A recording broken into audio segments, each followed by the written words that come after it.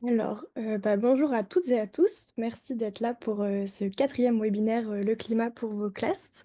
C'est le quatrième, mais c'est le premier de 2025. Toute l'équipe de l'OCE vous souhaite une belle année. La thématique de ce webinaire, ça sera les questions socialement vives en éducation. Donc, pour cela, je suis accompagnée de Nicolas Hervé, professeur en didactique des questions socialement vives et des transitions écologiques à l'ENSFEA, et de Simon Klein, médiateur scientifique à l'Office for Climate Education. Pour patienter pour qu'en tant que les dernières personnes se connectent, on a une petite demande du côté de l'OCE. On est à la recherche de profs testeurs pour un manuel sur les événements extrêmes. Simon, peut-être que tu veux en dire un peu plus? Oui, merci Eva et bonjour à toutes et tous et excellente année à vous.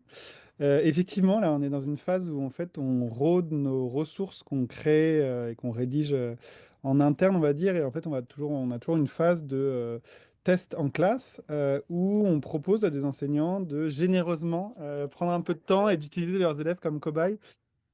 Pardon, j'ai un petit voilà, cobaye à côté. En fait, pour mettre en place l'activité qu'on a rédigée avec des scientifiques et tout ça, et pour nous faire des retours en fait sur la difficulté, la longueur, l'approche pédagogique, est-ce que c'était pertinent, est-ce que non, par rapport au niveau et tout ça. Donc, si vous êtes dame testeuse et testeur, si vous voulez contribuer en fait à améliorer les ressources de l'OCE et notamment tout ce guide qu'on est en train de créer là sur les événements météorologiques extrêmes, on serait très, très, très intéressé pour avoir des bonnes âmes. Donc, n'hésitez pas à envoyer un mail à simonclin.oce, pardon, simonclin@oce.global, on peut le mettre dans le chat.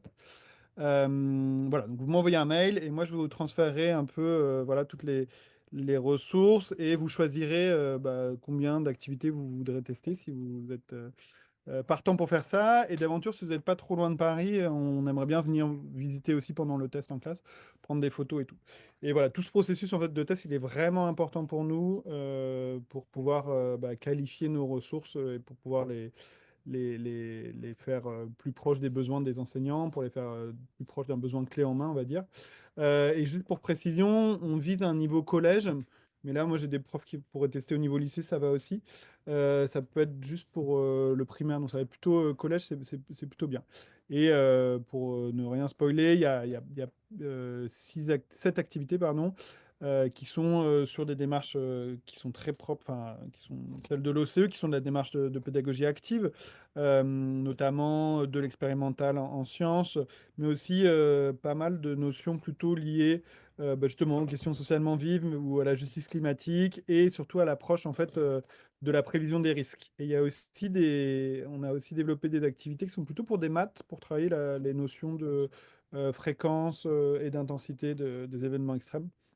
Donc voilà, donc n'hésitez pas, ça peut être vraiment pour plein de disciplines, notamment voilà, physique, chimie, SVT, maths et histoire géo, et les thématiques plutôt éducation au risque et tout ce qui est trait aléas, risques et vulnérabilité, ce genre de choses, et puis évidemment les questions de sciences du climat. Et je m'arrête là, ça fait venir les derniers participants. Super, merci beaucoup, Simon. S'il y a certains d'entre vous pour qui c'est la première fois que vous participez à ces webinaires, je vais présenter très très rapidement l'OCE, une organisation qui a été créée en 2018 en réponse à l'article 12 de l'accord de Paris qui insiste sur l'importance de l'éducation au changement climatique.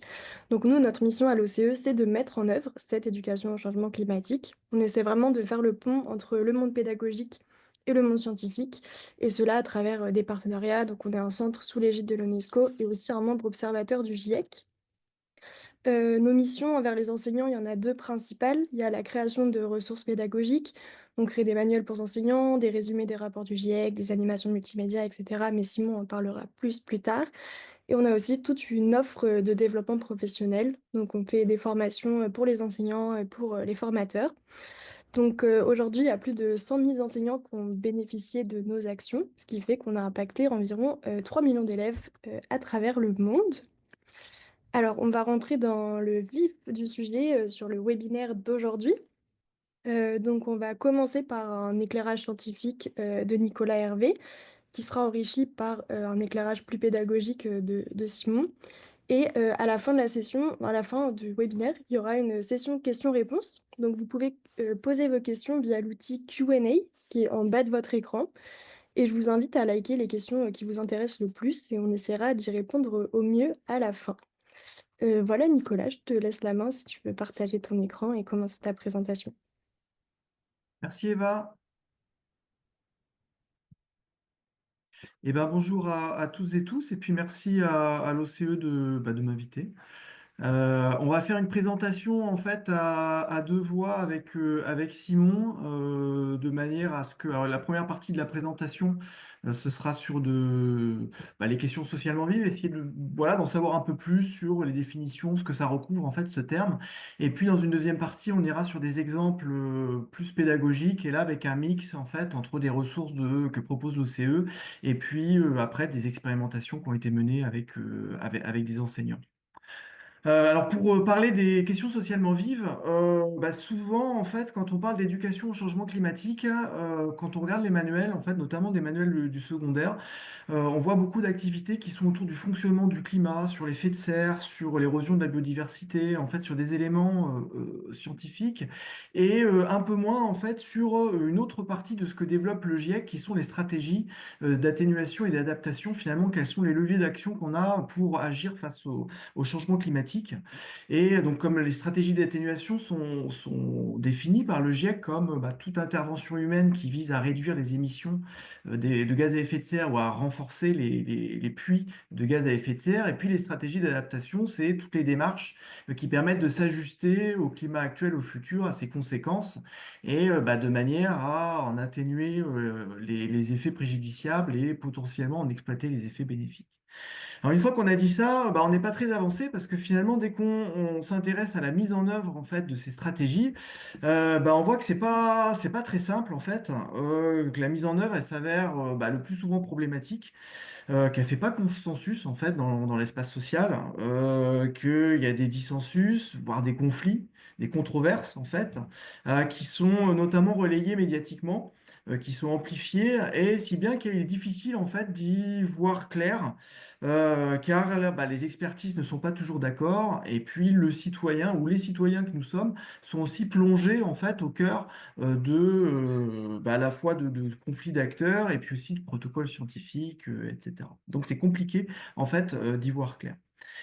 Et souvent, ça relève de prises de décision politiques, voire même de vision du monde en fait qui s'affrontent autour de ces stratégies à mettre en place. Donc quand on parle de questions socialement vives, en fait on est autour de ces questions-là. Alors, si on va, essayons de creuser un petit peu pour définir un peu mieux en fait la notion, hein, et peut-être essayer de voir cette nature controversée en fait qui est un peu particulière et qui a une dimension importante en fait des questions socialement vives. Alors, une controverse, c'est pour le définir un peu simplement, c'est un différend entre plusieurs parties. Et ces parties, elles ont des intérêts divergents en fait face à la question et des positions sociales contrastées. Quand on prend une question, comme par exemple la gestion de l'eau autour des méga-bassines, en fait, comme on a vu l'an dernier, en fait, à quel point ça pouvait cristalliser en fait fortement, on a des intérêts divergents en fait entre des acteurs, peut-être des agriculteurs, des associations à côté ou d'autres types d'agriculteurs, d'autres syndicats en fait, et des scientifiques aussi. Donc on a des intérêts qui sont divergents et des positions sociales contrastées, qui fait que dans ces différents, vont être mises en contraste aussi ces prises de pouvoir presque face à la question. C'est un différent qui engage aussi des savoirs spécialisés, hein, des savoirs qui peuvent relever de différentes sciences ou de différents domaines d'expertise. Et puis, les partis n'arrivent pas à imposer en fait des certitudes sur ces questions.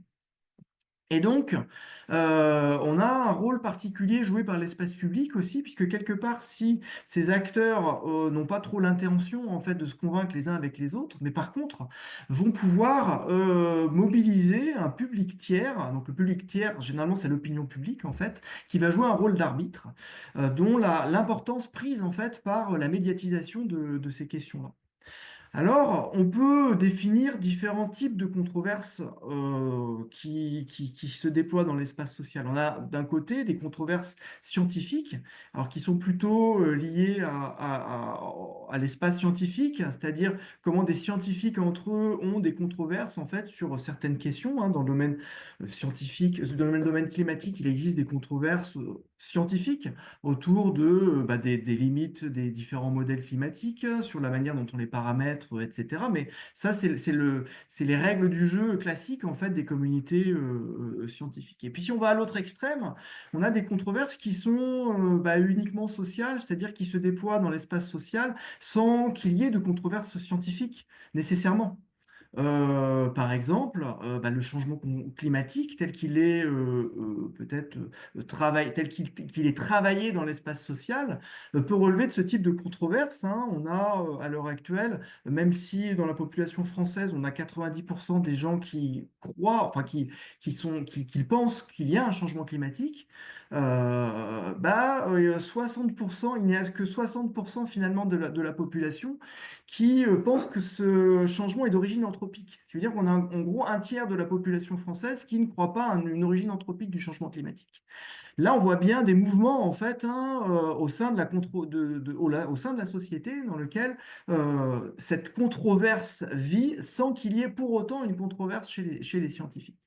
Et puis au milieu, on a des types de controverses qui ont des propriétés un peu particulières, dans le sens où elles relèvent à la fois de controverses dans l'espace scientifique et puis de controverses dans l'espace social.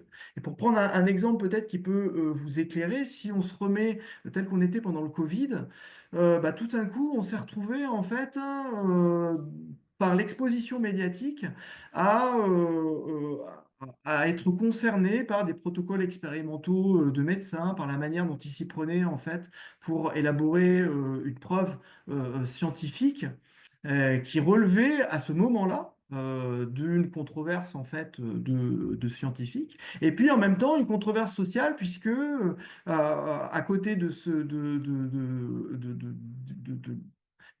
comment dire, des controverses sur la vaccination, il y avait un enjeu aussi politique de politique publique en fait autour de de la vaccination, des controverses qui pouvaient se déployer dans l'espace social. Donc on avait bien un mélange, on va dire, des différentes expertises en fait, pas toujours d'accord, qui se déclamaient, on va dire, dans l'espace social.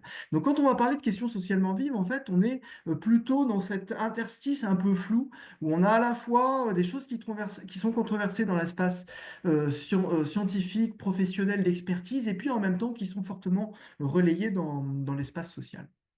Alors pourquoi on parle de questions socialement vives plutôt que de controverses socio-scientifiques? Parce que les questions socialement vives, c'est peut-être un peu plus large en fait que la manière que je viens de le définir. Notamment dans l'éducation, on parle de questions sociales, socialement vives. Et là, je parle de la laïcité, du conflit Israël-Palestine, question des inégalités sociales, etc., ou des discriminations. Comment aborder ces questions-là dans l'éducation? Et puis on a peut-être des questions qui sont à dominante scientifique, comme en lien avec la transition énergétique, les nanotechnologies, la question des pesticides, du nucléaire, le bien-être animal. Donc, des questions socialement vives qui ont une dimension scientifique assez forte. Et puis, des questions socialement vives qui seraient plutôt de nature environnementale, même si les catégories sont pas très figées, bien entendu. Par exemple, la question du loup, qui est particulièrement vive, en fait, dans les Alpes, ou bien de l'ours dans les Pyrénées, la ferme des 1000 vaches, les bassines de Sainte-Soline, etc.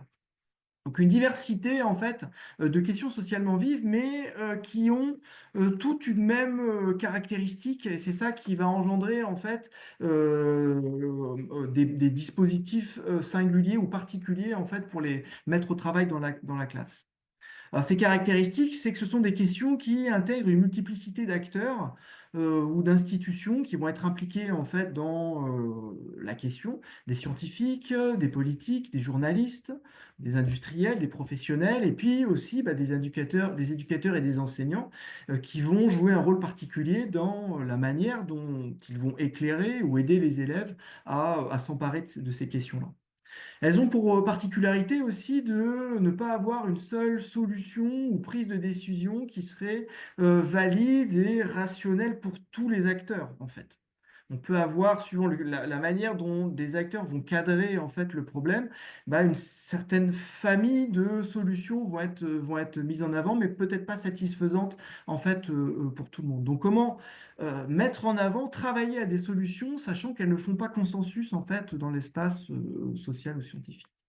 Et puis, ce sont des questions qui intègrent une diversité de savoirs, une diversité de sciences qui peuvent être mobilisées, hein. Quand on parle par exemple de gestion de l'eau, bah, on a à la fois des considérations biologiques, peut-être technologiques aussi, mais aussi économiques, des systèmes de valeurs qui vont être mis en place. Alors, système de valeurs, j'y reviendrai, c'est cette idée en fait que les uns et les autres, nous ne hiérarchisons pas de la même façon, en fait, nous ne donnons pas la même priorité en fait à certaines dimensions de ces questions-là. Certains vont privilégier peut-être les dimensions écologiques pour entrer dans le problème. Et puis pour d'autres, bah, ce sera peut-être une dimension économique qui va être première pour cadrer le problème. Donc comment on travaille aussi à cette hiérarchisation en fait des valeurs. Et puis, elles intègrent des émotions, c'est pour ça qu'on les appelle vives, questions socialement vives, des prises de décision, elles ont une dimension politique qui sont très fortes. Et donc, elles sont à la fois vives dans les savoirs, les pratiques de référence et dans la société et dans l'école, ce qui exige en fait de réfléchir dans la complexité. Alors, il y a une connexion très forte entre les questions socialement vives et puis les changements climatiques, puisque le changement climatique est porteur presque de questions socialement vives, ce qui a été montré aussi par une analyse donc, systémique de la littérature scientifique sur le domaine de l'éducation, c'est que travailler, mettre à l'étude les questions socialement vives fait partie des stratégies qui sont considérées comme les plus efficaces en fait, pour travailler à l'éducation au changement climatique, parce qu'elles font travailler les capacités de raisonnement en fait des élèves. Leur mise à l'étude fait travailler leur capacité à argumenter, à combiner ou à construire des arguments. Il est montré aussi que ça participe à les intéresser et à modifier leurs attitudes vis-à-vis du changement climatique et notamment à développer des comportements ou des attitudes qui seraient pro-climat, on va dire ça comme ça.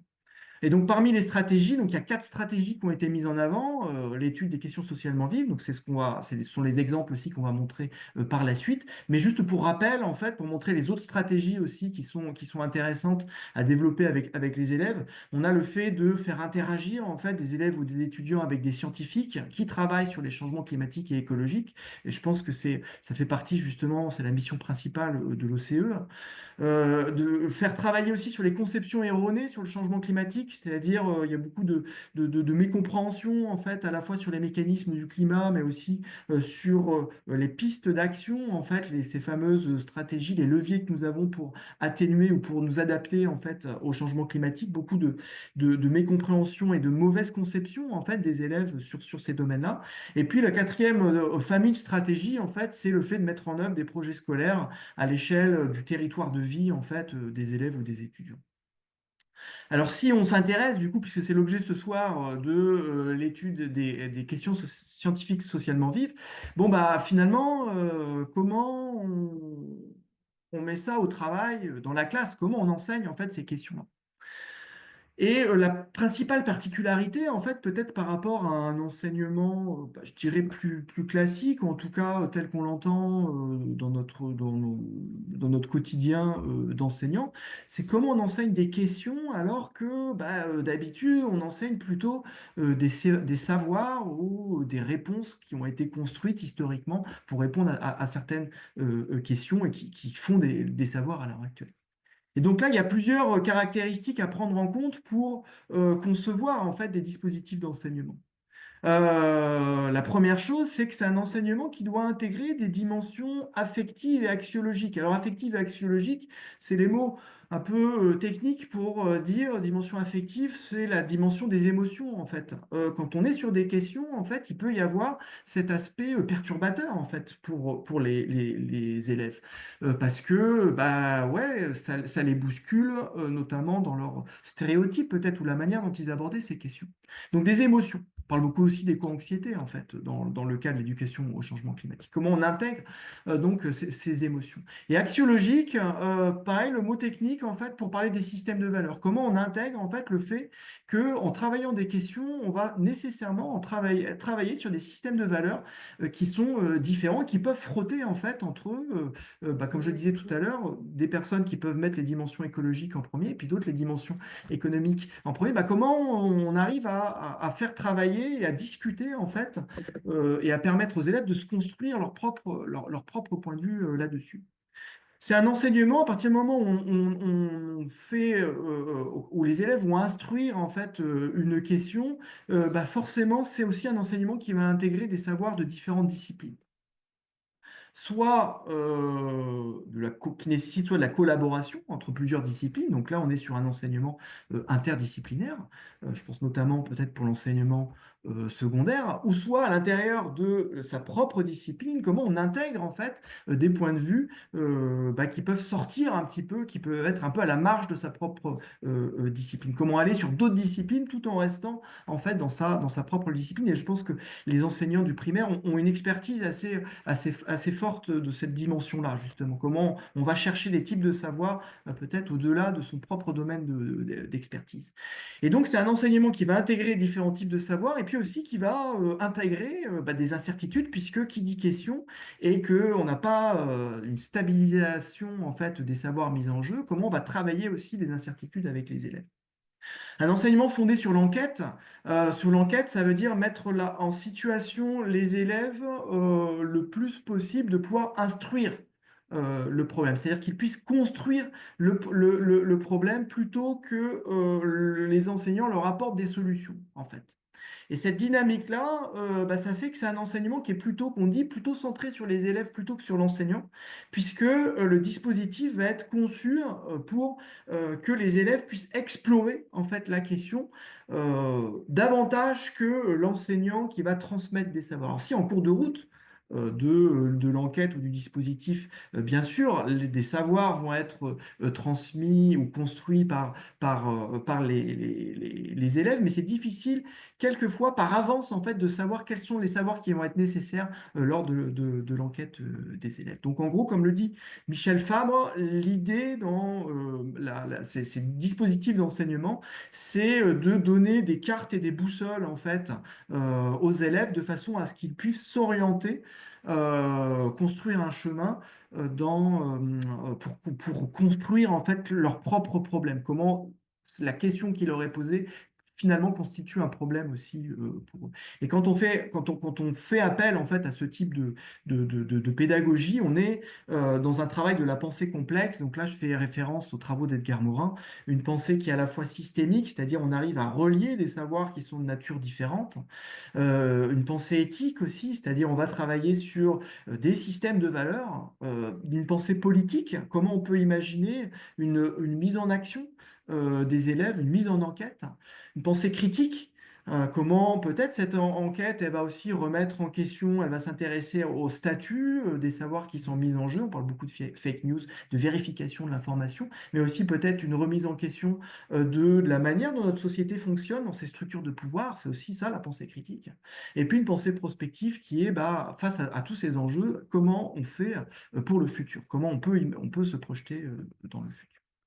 Alors venons-en peut-être aux exemples. Trois familles d'exemples que l'on va vous présenter avec Simon, qui toutes en fait mettent au centre du dispositif la possibilité en fait de construire les conditions d'un débat en fait en classe avec les élèves, faire débattre les élèves avec les élèves, ça nécessite en fait une préparation pour les nourrir en fait en termes de savoir, en termes d'approche, d'attitude, etc. Mais la vertu de la mise en débat, en fait, c'est que c'est un moyen de faire travailler l'argumentation, en fait, avec les élèves et de manière à leur faire construire une opinion indépendante et raisonnée. Opinion indépendante, ça fait référence à comment peut-être aider les élèves à s'émanciper des discours médiatiques, peut-être de certains discours familiaux, ou même des discours de l'institution scolaire. Comment construire une opinion qui serait indépendante. Et puis raisonner, ça veut dire que, bah oui, elle est articulée sur des savoirs qui sont confirmés. Elle met en place, en fait, elle se construit sur des raisonnements, en fait. Et donc ces trois familles, c'est la cartographie des controverses, le fait de travailler dans des jeux de rôle avec les élèves, et puis le fait de leur faire construire des scénarios du futur. C'est trois modalités possibles en fait de travailler les questions socialement vives dans la classe, et ce à tous les niveaux scolaires. Alors, tous les niveaux scolaires, je vais y revenir parce que le premier que je vais vous présenter, il a une histoire particulière, la cartographie des controverses, parce qu'il vient de l'enseignement universitaire, en fait, des écoles d'ingénieurs. Et puis, petit à petit, en fait, en une trentaine, quarantaine d'années, bah, il diffuse dans l'enseignement secondaire. Et à l'heure actuelle, il est plutôt au niveau lycée. On n'a pas d'expériences, en fait, qui sont faites dans des niveaux plus bas, mais peut-être que c'est parce qu'on manque aussi d'imagination sur la manière dont on peut faire travailler les élèves. Donc c'est un cours universitaire mis en place donc aux mines de Paris, aux écoles d'ingénieurs dans les années 1980 par un sociologue des sciences, Michel Calon, qui a fondé la sociologie des sciences en fait, enfin qui a participé à fonder ce courant scientifique-là, et puis qui a été modernisé par le sociologue et anthropologue Bruno Latour dans les années 1990, d'abord aux mines de Paris et puis plus tard à l'Institut d'études politiques de Paris. Donc on est vraiment sur ce qu'on appelle les hautes écoles. Et puis, bah, ça va se diffuser à partir des années 2010 à beaucoup en fait, d'établissements de l'enseignement supérieur, des universités, des écoles de journalisme, des écoles de management, plus d'écoles d'ingénieurs, etc., etc. Et puis, aujourd'hui, bah, ça se développe aussi de plus en plus dans l'enseignement secondaire. J'ai juste fait une capture d'écran là d'une requête Google que j'ai faite hier en tapant cartographie des controverses lycée. Et ben, dans les premiers résultats, on a Académie de Lille, Académie de Strasbourg, Académie de Nantes. Donc on a bien l'institution aussi qui s'empare en fait de ce dispositif pour proposer des choses au lycée, et notamment dans trois disciplines qui sont particulièrement impactées, mais ça ne veut pas dire que c'est les seules pour lesquelles ce dispositif-là serait intéressant. C'est les sciences de la vie et de la terre, c'est l'histoire-géographie et le MC, et puis c'est la documentation en fait. On a fait des expériences avec d'autres disciplines et ça marche tout aussi bien. Alors pour vous donner à voir la manière dont ça fonctionne, il y a plein de manières de le faire en fait. Il n'y a pas de design en fait type. Mais pour vous donner l'étendue, bah déjà ça commence par choisir une controverse en fait à étudier avec les élèves. Et là on a deux possibilités. Soit c'est l'enseignant qui choisit la controverse, soit c'est les élèves qui choisissent la controverse. Et rien qu'en disant ça, vous voyez que là on part sur deux dispositifs différents qui n'ont pas non plus peut-être la même envergure temporelle. Parce que laisser le choix, la controverse aux élèves, bah forcément, ça prend du temps et puis ça se gère en classe. Donc le choix d'une controverse à étudier et puis la manière dont on va organiser le travail collectif. C'est un travail par groupe. Donc les élèves vont travailler par groupe, mais dans certaines modalités aussi, bah, peut-être que dans les groupes, on peut donner des tâches particulières aux élèves. Soit bah, pour certains groupes, les faire travailler sur une dimension en particulier, une dimension écologique ou la biodiversité. Ils vont regarder, certains vont regarder peut-être de la littérature un peu plus médiatique ou grand public, etc. Ou soit on les spécialise aussi en donnant des rôles particuliers. Certains vont s'occuper de la gestion du temps, de la manière dont ils vont rendre compte à la classe, etc. Donc une organisation du travail qui peut prendre des formes très différentes. Et puis aussi le périmètre de l'enquête. Est-ce que c'est l'enseignant qui constitue un corpus de documents sur lequel les élèves vont travailler?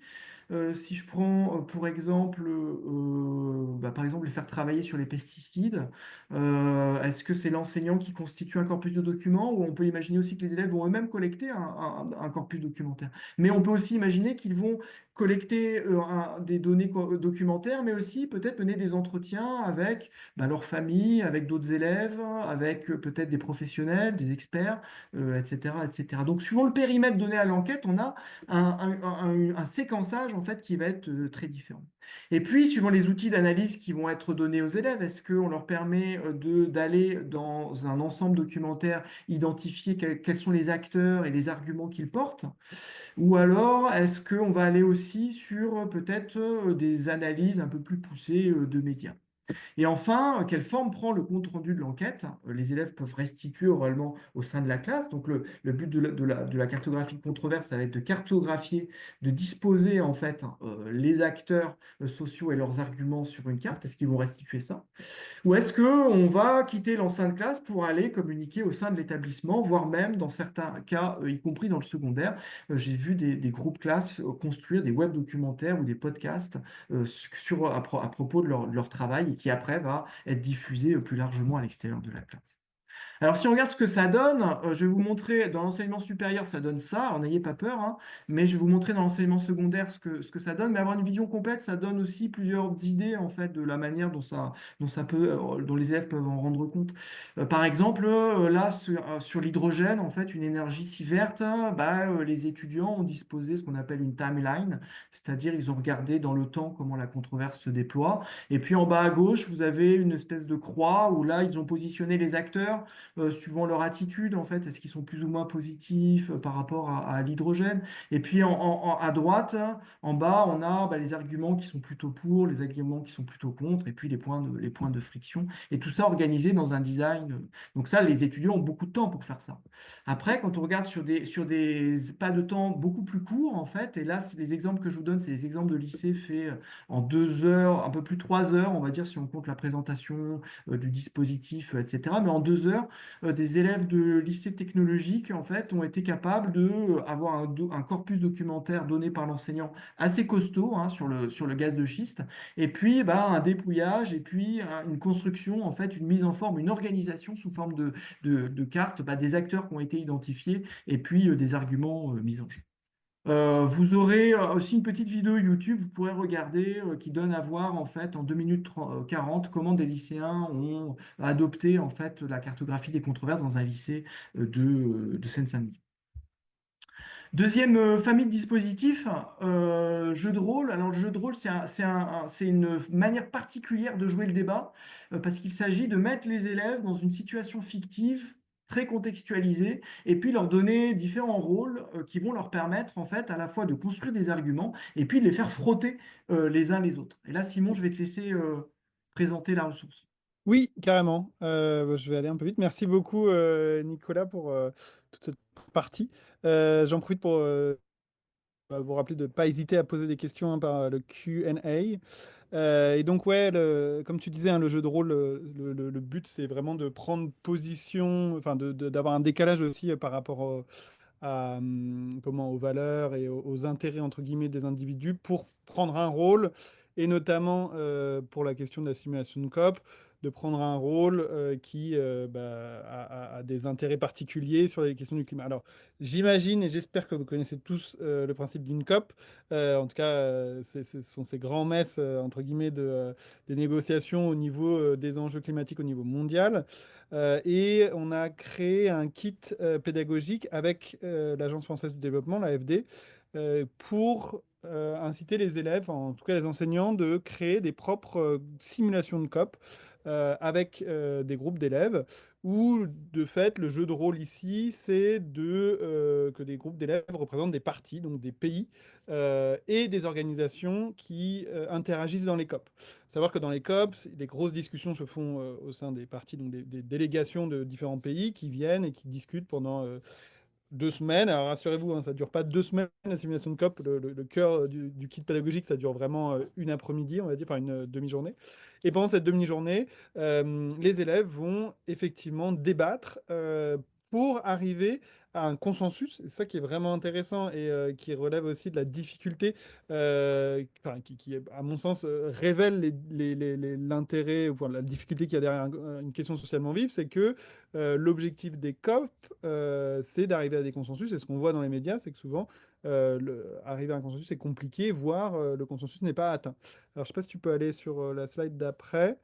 En gros, pour arriver à cette simulation de COP qui est là, vous voyez, qui dure 3 4 heures, ce que je vous disais, hein, une bonne après-midi, il faut préparer les élèves en amont et les préparer à la négociation, qui est en fait enfin, un vrai langage, en fait, qui est une vraie posture à acquérir. Alors, c'est une formation accélérée, on va dire, hein, pour diplomates et négociateurs, parce que bah, il faut déjà comprendre comment fonctionne un document officiel, et on travaille vraiment à partir des documents qui ont été notamment discutés lors de la COP 28, il me semble.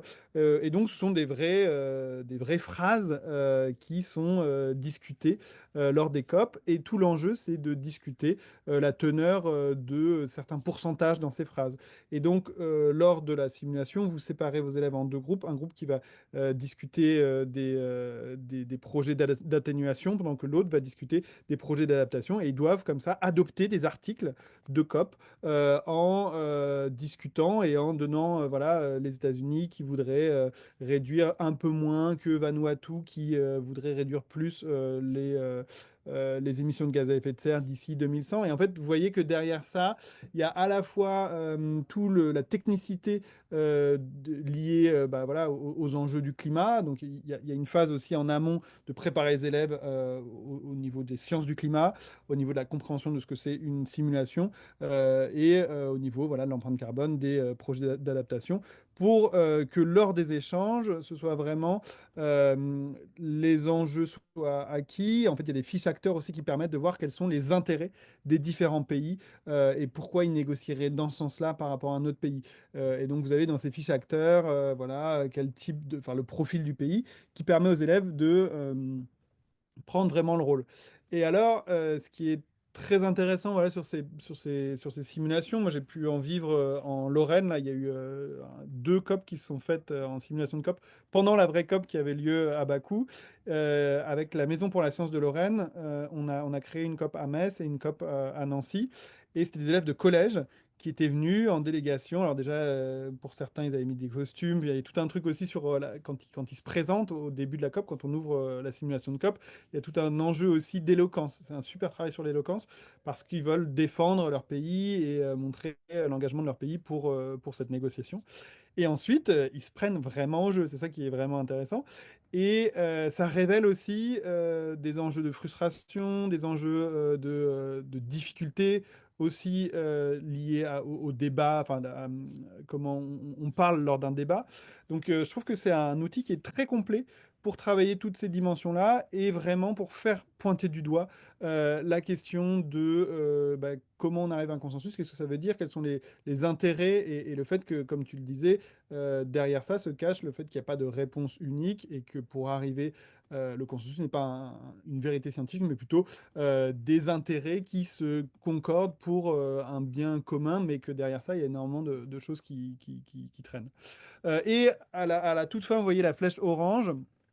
L'idée derrière ça, c'est de faire vivre aux élèves cette négociation-là, de la déplacer entre guillemets grâce au jeu de rôle, et ensuite de les replacer dans le contexte local et de leur dire, bah voilà, maintenant que vous avez vécu une simulation, vous êtes un peu plus armés pour aussi, au niveau local, bah, mettre en place des projets qui vont nécessiter de la négociation, qui vont nécessiter des positionnements et qui sont des vrais projets de socialement vivre, hein, que ce soit la politique alimentaire au niveau de la cantine. Enfin voilà. Et donc on les pousse derrière à aller mettre en place avec leurs élèves des projets d'action, d'atténuation, d'adaptation au niveau local.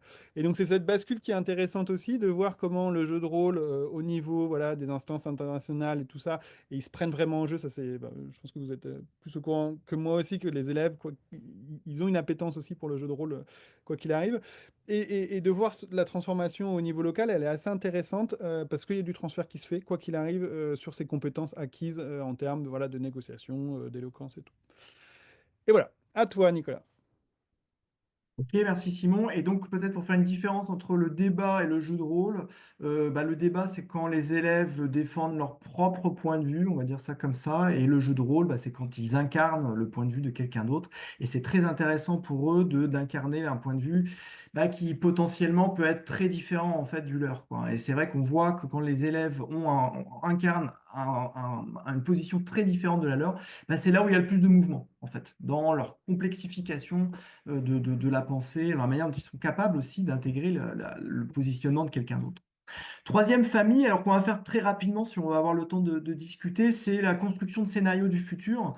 Alors, travailler le futur, c'est intéressant parce que en fait, c'est travailler les incertitudes en fait inhérentes au futur. Et puis, c'est aussi travailler sur les temporalités. Souvent, dans les scénarios du GIEC, on est à 2050, 2100. Bon, bah, tout va pas à la même vitesse, hein. Le changement climatique va à sa propre vitesse. Et encore, on pourrait le décliner suivant toutes les espèces animales, végétales, etc.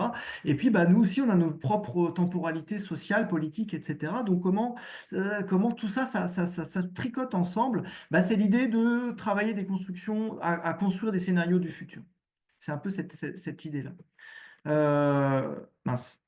Et donc, pour le dire très vite, en fait, c'est travailler aussi à partir de ce que le GIEC fabrique en termes de scénarios, hein, travailler sur ces graphiques et peut-être non seulement analyser les graphiques, mais aussi les incarner, mettre des récits dessus, finalement, pour se dire, bah ouais, ces différentes courbes-là, finalement, qu'est-ce que ça veut dire pour mon quotidien, pour la société dans laquelle je vis, de manière à pouvoir prendre un peu plus corps et de pouvoir débattre en fait des choix qui sont faits. Alors très rapidement, des exemples là aussi qui sont plutôt au niveau collège, lycée, mais on peut travailler à ce type de dispositif à l'école primaire, ça marche très très bien aussi. Pour le dire très simplement, en fait, hein, c'est cette idée de prendre le territoire de vie en fait dans lequel sont les élèves et de pouvoir le faire évoluer en fait suivant différents scénarios possibles. Là, vous pouvez aller, il y a tout un tas sur ce lien, en fait, tout un tas de ressources en fait qui sont données par l'Académie de Lyon, où on a des ressources sur comment mener en place des démarches prospectives en fait en classe, et ce sont des ressources qui sont très très intéressantes et clés en main. Mais là, on peut voir les élèves qui ont travaillé en fait sur le futur de leur quartier. Comment on se déplace, comment on habite, comment on vit ensemble dans un quartier, et donc on imagine en fait ces choses-là.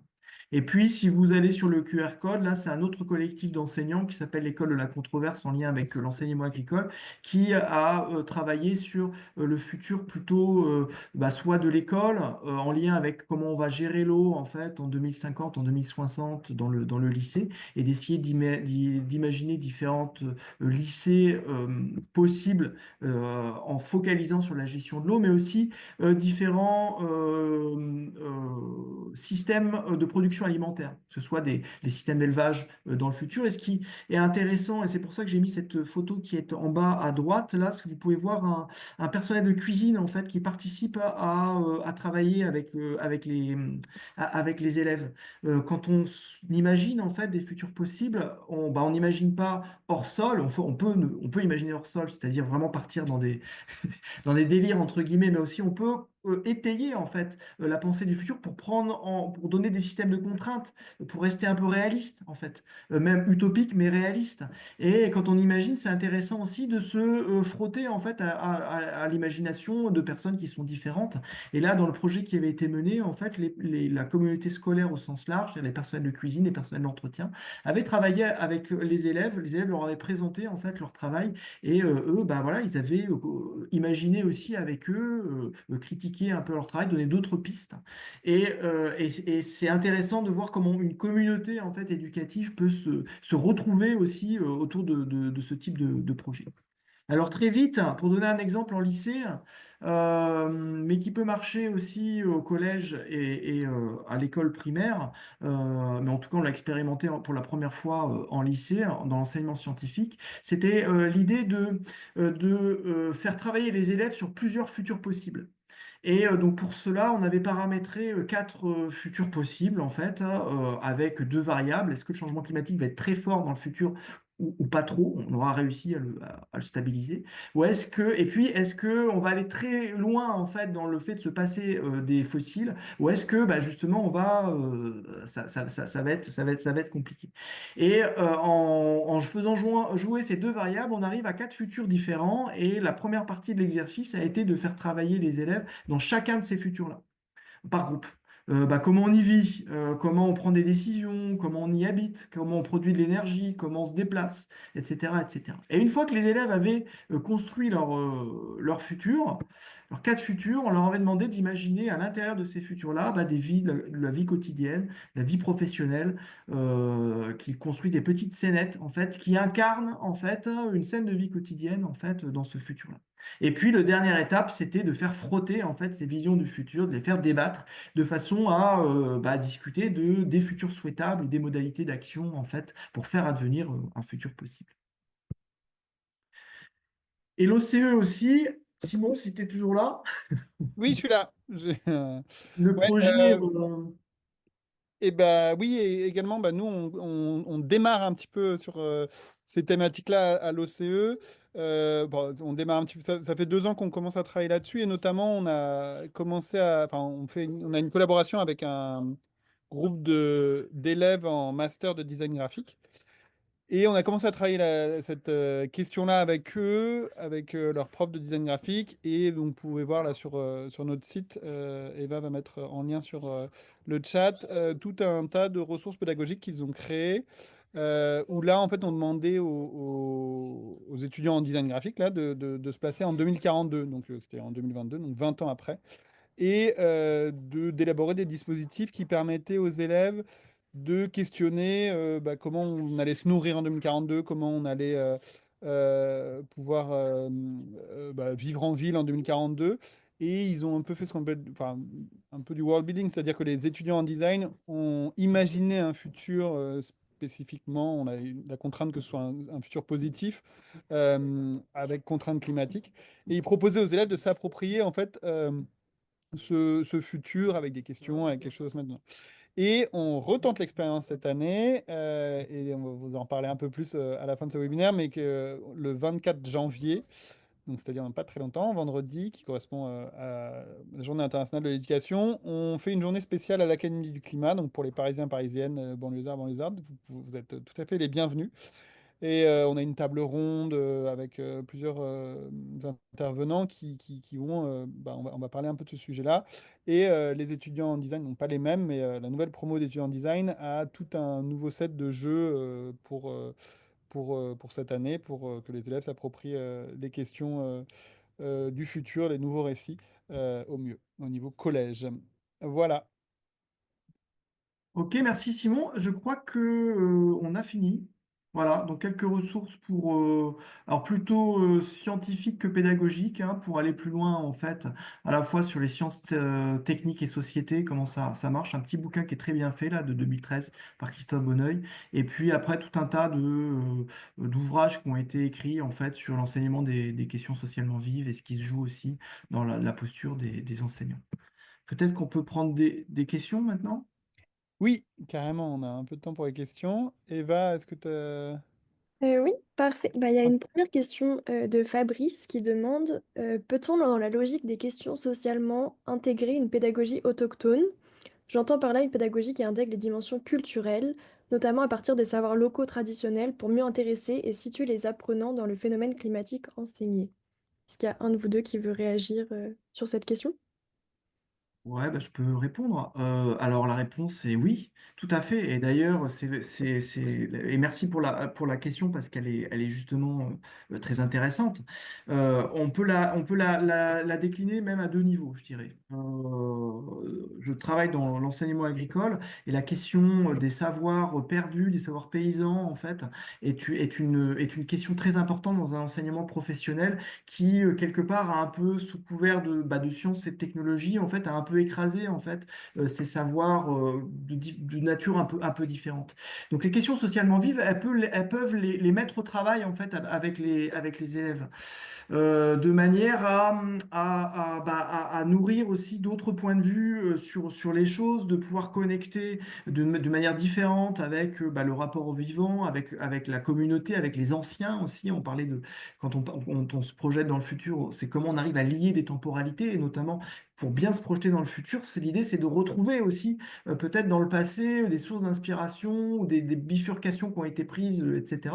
Et les savoirs autochtones, en fait, font partie de ces savoirs oubliés ou en tout cas mal reconnus et qui à l'heure actuelle sont nécessaires en fait pour affronter les défis qui sont les nôtres. Je sais que dans l'espace de l'agriculture, en fait, en France, hein, c'est un domaine très important et très intéressant de travail avec les élèves. Et puis, dans d'autres espaces culturels, et là, je pense notamment à un travail qu'on fait avec un chercheur togolais, on a mis en place en fait un travail de questions socialement vives autour de la question de l'érosion côtière avec les populations en fait sur place. Et là aussi avec un travail très important de visibiliser en fait ces savoirs-là, de revenir aussi sur par exemple sur la terminologie ou tous les langages en fait qui sont utilisés pour nommer les phénomènes en cours, les espèces végétales, etc. Et ça c'est très important en fait pour se réapproprier en fait son milieu de vie. Donc les questions socialement vives, elles peuvent servir aussi à travailler de cette manière-là, en fait, la question des savoirs autochtones. Et si je peux rajouter un petit peu aussi, bah, c'est un petit pas de côté, mais je trouve assez intéressant la question, alors pas forcément des savoirs autochtones en tant que tels qui seraient invoqués dans une activité pour les élèves, mais tout simplement des rapports de force qu'on peut avoir euh, au niveau des prises de décision. Alors on le voit au niveau des simulations de COP, où on va avoir bah, des rôles de pays, notamment les petits pays insulaires, qui ont un rapport de force vraiment inférieur aux États-Unis, par exemple. Et ça, en fait, les élèves, ils le ressentent. Enfin, et on l'a vu aussi en formation de prof, parce qu'on le fait en formation de prof. Il y a il y a il y a enfin, ce sentiment de domination et d'oppression. Il peut être vécu par des élèves. Alors, ça nécessite aussi potentiellement de le travailler avec des élèves, de travailler aussi les questions émotionnelles que ça peut faire ressurgir. Mais c'est très intéressant pour replacer aussi les dimensions bah, de force et de domination et d'intersectionnalité, enfin de tout ce qu'on peut euh, voir surgir lors de négociations et notamment sur ces questions socialement vives. Et là, alors, je refais un rappel à celles et ceux qui veulent tester nos ressources, mais dans l'une des ressources qu'on est en train qu'on a fini de rédiger là sur les événements extrêmes, on travaille cette question-là à partir de comment on se prépare aux catastrophes naturelles et c'est un jeu de rôle où on met autour de la table différents acteurs de la prévention et de la gestion des risques. Et on voit très bien la dynamique du jeu qu'on va avoir des rôles qui sont bah, ceux qui détiennent les finances, par exemple, qui vont être beaucoup plus écoutés, entre guillemets, par rapport à ceux qui bah, sont les représentants des peuples premiers au niveau du territoire. Et c'est très intéressant de travailler ça avec les élèves pour montrer bah, les dynamiques réelles, mais aussi de bah, faire prendre conscience que c'est pas immuable et qu'on peut essayer de faire changer les choses aussi à ce niveau-là. Et donc voilà, c'est un petit pas de côté au niveau des savoirs autochtones, mais plutôt lié au système de domination qui peuvent entrer en jeu. On a une autre question de Jérôme Harley qui demande quelle est la part des réseaux sociaux dans les questions socialement vives? Comment lutter contre les biais cognitifs que ces réseaux développent et ou entretiennent? Oui, alors merci pour cette question. Effectivement, c'est un point important sur lequel, alors je vais être franc avec vous, hein, on a assez peu travaillé finalement, en tout cas du point de vue de la recherche, hein, puisque comme on le sait, ça va très très vite. Donc on sait qu'ils existent. C'est vrai qu'il y a, je pense, un travail d'analyse très fort en fait sur l'argumentation et la cartographie de controverse peut être un dispositif assez intéressant pour travailler ça, puisque dans l'idée de les faire travailler sur l'information qui circule médiatiquement, il y a cette ambition en fait dans la cartographie des controverses de faire travailler les élèves pas uniquement sur des sources d'informations qui sont fiables en fait. C'est un peu la tendance qu'on a, notamment, je pense, avec en documentation, hein, de faire un travail, de bien paramétrer en fait le corpus documentaire de façon à les faire travailler sur la fiabilité des sources, etc. Dans les dispositifs des questions socialement vives, bah, l'idée c'est de sortir aussi un peu de ça et de les exposer en fait à ce à quoi ils sont exposés dans leur vie quotidienne. Donc des fake news, des sources d'informations très orientées. Et dans ce cas-là, effectivement, les réseaux sociaux sont des éléments très intéressants à faire apparaître dans la manière dont on va collecter l'information et comment on va les mettre au travail. En fait, quel acteur dit quoi, par quels médias, comment il participe justement à la mise en controverse de la question et bah, du coup, comment on va travailler aussi sur la fiabilité de son argumentation et l'impact qu'il peut avoir sur les autres. Donc pour résumer, On n'a pas beaucoup travaillé, on n'a pas beaucoup travaillé sur cette question-là. Par contre, je pense que c'est un élément qui va être de plus en plus important, effectivement, à intégrer et que la cartographie de controverse se prête assez bien, en fait, à ça. Tu veux ajouter quelque chose ou on passe à une autre question?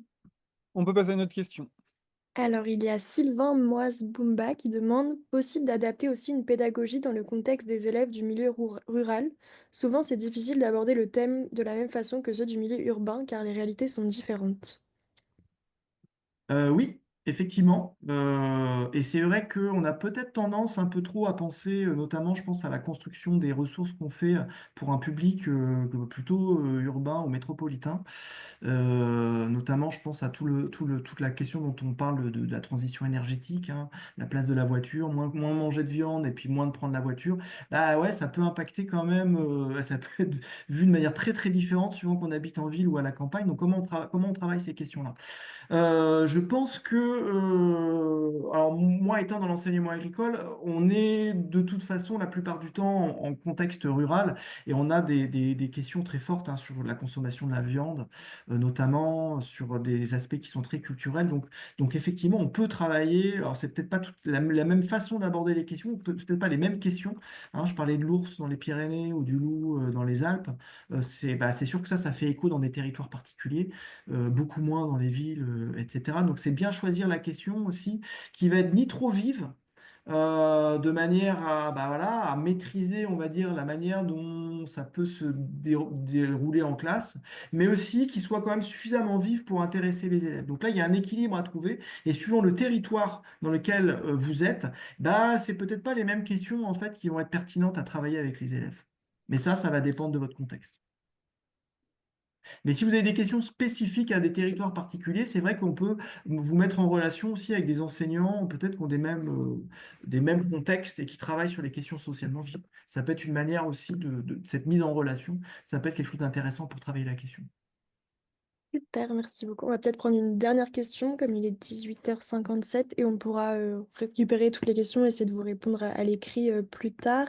Il y a une question peut-être plus pour Simon, en lien avec la fabrique des futurs. Est-ce que travailler sur le futur a amené une vision plutôt positive des élèves par rapport à la problématique du climat? Quels domaines, quels espaces ont été mis en avant par les élèves, participants, etc. Alors, peut-être, je pense que Nicolas, tu as peut-être plus de billes là-dessus que moi. Enfin, en tout cas, j'ai moins d'expérience là-dessus parce que pour le moment, on a expérimenté ça. Moi, je l'ai vu chez les élèves qui ont créé les ressources. Donc, ce sont des élèves de Master 2, quoi, qui ont voilà, des étudiants, la vingtaine. Et on leur a fait des exercices de prospective, d'imaginer les futurs. Et ils avaient des visions. En fait, moi, ce que je trouvais intéressant, c'est que pratiquement tous les groupes euh, sont partis très rapidement sur la construction d'un monde où la justice sociale était le facteur principal. Alors que la consigne, c'était de travailler les questions d'énergie, les questions plutôt de transition. Et pour eux, le lien social, enfin l'équité, la justice sociale était l'élément principal qui se retrouvait dans toutes les. Il y avait 8 groupes, donc dans les 8 constructions de monde, que ce soit en ville ou à la campagne, il y avait toujours ce rapport et l'abolition de l'argent. Enfin, il y a tout un truc qui reléguait un peu les questions environnementales et solutionnisme technique ou de comment on va s'adapter au changement climatique dans un second plan. Et ce qui prévalait, j'avais l'impression, c'était est-ce que les besoins primaires étaient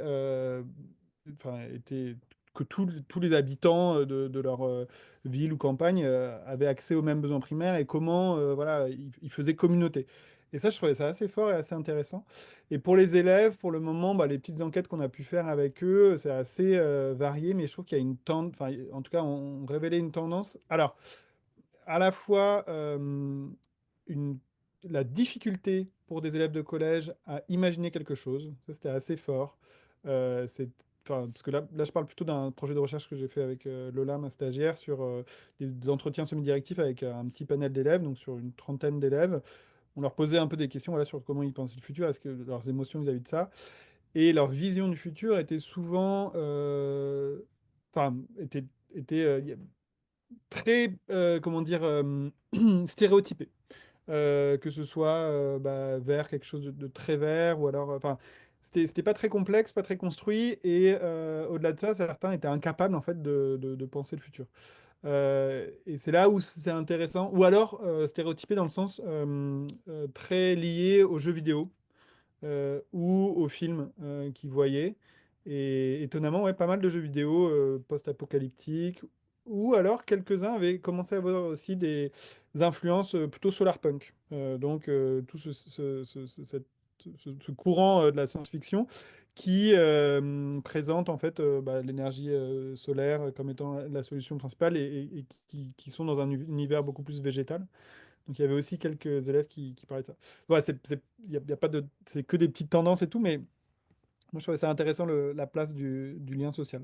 Nicolas, je sais pas si tu veux compléter, parce que tu as aussi Juste des... rapidement, Ouais. parce qu'il est 19h, Ouais. l'intérêt, c'est vrai, tu l'as dit, l'aspect des stéréotypes, en fait, il est très fort, quel que soit le niveau d'élève, hein, qu'on Ouais. fasse des enquêtes avec les primaires ou bien l'enseignement supérieur, on a ces visions stéréotypées où, pour le dire vite, c'est un peu les films hollywoodiens ou les jeux vidéo, en fait, qui reviennent, mais parce qu'on est tous structurés, en fait, autour de ces deux grandes visions qui sont un possible effondrement, en fait, de notre civilisation, et puis de l'autre côté, une solution technologique magique qui va arriver et c'est ça qui structure en fait les imaginaires des gens.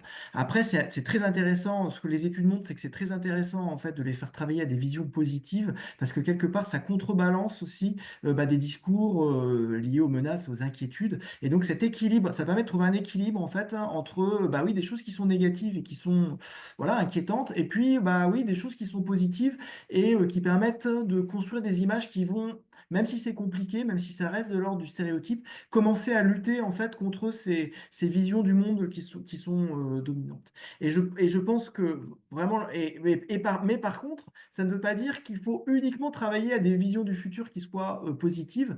On peut aussi travailler à des visions négatives, hein, c'est-à-dire creuser un peu le côté sombre de futur possible, mais à condition aussi que ce soit contrebalancé par une diversité de futurs possibles. C'est-à-dire que les futurs négatifs d'effondrement, bah, quelque part, ce soit un des futurs possibles qui soit exploré, mais avec d'autres futurs qui sont peut-être plus positifs. Et c'est cette combinaison, ce fait de travailler sur différents futurs possibles, qui est très intéressant pour les élèves aussi, parce qu'en fait, ils voient bien que, ah bah ouais, mais en fait, il existe différents futurs possibles. Il est différents futurs, et pas qu'un seul, en fait. Et ça, c'est très porteur pour la mise en action des élèves. Super, bah, merci beaucoup Nicolas, merci beaucoup Simon pour ce webinaire, c'était très intéressant. Je vais essayer de conclure en 5 minutes top chrono, d'être Ah oui, la si plus je peux juste efficace. rajouter un petit truc pour... euh, voilà, bah justement, c'est ce que je voulais dire. Il y a plusieurs futurs possibles, évidemment, mais il y a un seul futur possible le 24 janvier. C'est que vous veniez à l'Académie du climat. Voilà, c'est la petite particularité des récits futurs, c'est que le 24 janvier, il y a un seul futur. Voilà. Oui, de 17h30 à 22h, donc à l'Académie du Clipat, il y aura un vernissage des productions des étudiants ainsi qu'une table ronde. Et l'entrée est libre, gratuite, donc on vous attend nombreux. Il y aura un cocktail. T'as dit quoi? Il y Il y aura aura un un cocktail. cocktail et des éco-cups. Ça donne envie. Et on vous invite aussi le 5 février à 18h pour le prochain webinaire qui sera sur la justice climatique et les conventions internationales sur le climat avec Martha Torreschaub. Donc on va vous envoyer très rapidement les liens pour vous inscrire. Et voilà, je vous invite à aller consulter le site de l'OCE, oce.global, à nous suivre sur les réseaux, à vous inscrire à notre newsletter trimestrielle pour en savoir plus sur les prochaines ressources qu'on va publier, sur nos prochaines formations et toutes nos actualités, etc. Voilà, bah encore merci Nicolas, encore merci Simon. Et j'espère que ce webinaire vous a plu. Merci à tous les participants. Est-ce que vous avez un mot de la fin? Merci. Bonne journée. Tout le monde. Merci, au revoir.